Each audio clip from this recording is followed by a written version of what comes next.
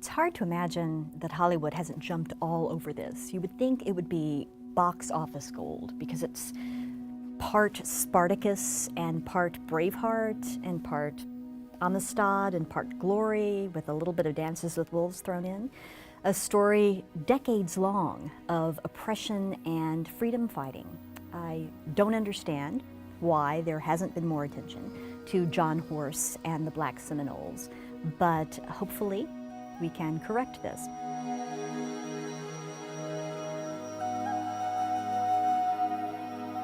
John Horse and the Black Seminoles deserve to be remembered for a number of reasons.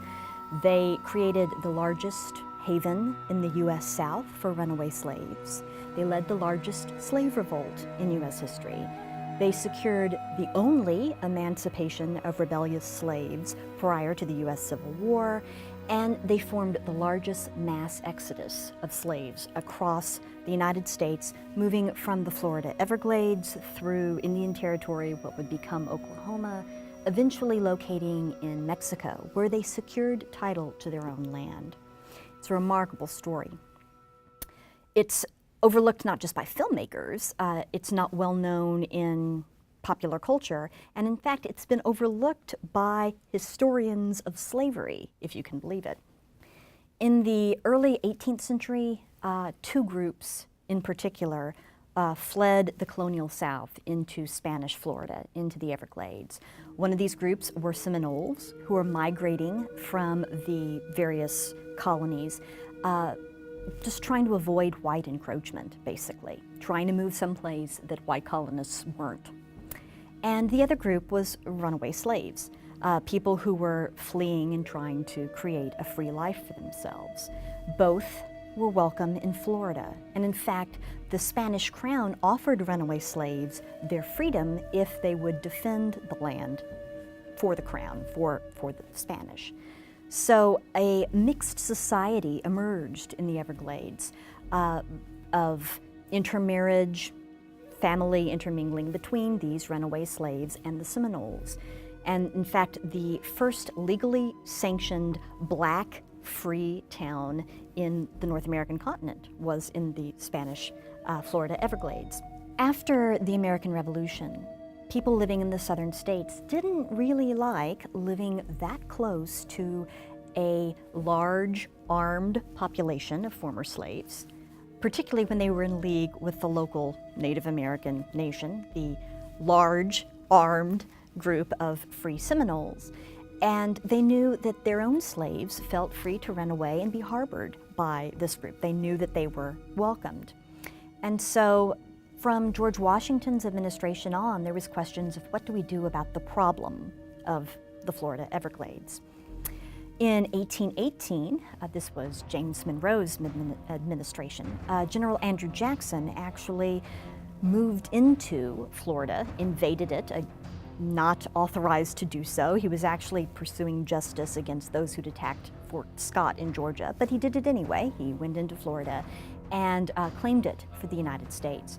When he seized the peninsula, he took the opportunity to execute some of the people who opposed him and also to clean out some of the areas of former slaves and Seminoles because he felt that this would make it better for annexation. The United States then soon actually bought Florida from the Spanish. When Jackson became president, he decided to make sure that the black Seminole communities were moved out by force. So he pursued this in his policy, his larger policy of Indian removal. This led to the Second Seminole War, which was 1835 to 1842, and became the largest and costliest of the so-called Indian Wars. Because the two communities were tied together, that is, the former slaves and the Seminoles, when the Seminoles were attacked in the Seminole War, this led to an uprising of the former slaves. In April of 1836, Black Seminoles and their Indian allies moved together to create what was the largest slave rebellion in U.S. history. This wasn't just a matter of runaway slaves. More than 385 plantation slaves ran away from their masters and joined the Black Seminoles, essentially in laying waste to the Florida sugar mills, which were some of the most valuable areas, plantations in the whole continent. One Seminole leader at the time was the leader Osceola, who is justly remembered by history. Another leader who rose up at this time was John Horse, who was ethnically a Black Seminole, and who would ultimately lead his people on a long and trying exodus for their freedom.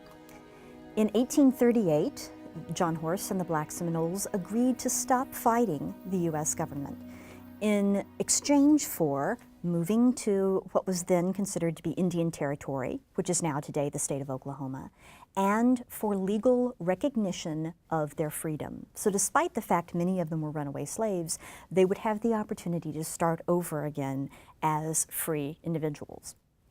Once they moved from the Everglades to Indian Territory, however, they found that their freedom was under attack, both by whites and by other Native Americans. In 1848, a decade after they had made the agreement with the U.S. government, the U.S. Attorney General announced that the government never had the authority, the power to recognize their freedom. And in fact, they were still, those who had been slaves, still enslaved. This was like opening season on them, basically declaring that they were there for the picking. And so they did the only thing they could do. They fled once again. Without security in Indian Territory, Horse and his Seminole ally Coacuchi promptly went to Mexico, where slavery was already illegal and had been for a couple of decades. There, Horse became famous as a general in the Mexican army, and his people found a way to make a life. Once they relocated to Mexico, things changed. When slave catchers from the Republic of Texas went over the border to try to find the runaway slaves, now free men, they met resistance not only from the Black Seminoles, but also from the Mexicans and the Mexican army itself. Eventually, the Black Seminoles, led by Horse, gained legally recognized Mexican land, nacimiento. Why isn't this recognized today? Well, for one thing, historians tend to be historians of Native American history or historians of slavery, but there's not many that move among these subjects, and it's a bit confusing because you have both the issue of runaway slaves and the issue of Native Americans kind of blended together, so it seems to fall through the cracks. Tradition is that Nat Turner's rebellion is the big turning point in the history of slavery and slave revolt, but that happened before the rebellion of the Black Seminoles, so it doesn't really fit the traditional trajectory. And perhaps most importantly, it really represents a blemish on U.S. history, not only because of the poor treatment of Native America as represented by the Seminole War, not only the poor treatment of African Americans through the device of slavery, but also because this group really did manage to negotiate a separate peace with the U.S. government, and 10 years later the government turned their backs on them. So it's, in multiple ways, a difficult story for people of the United States to tell.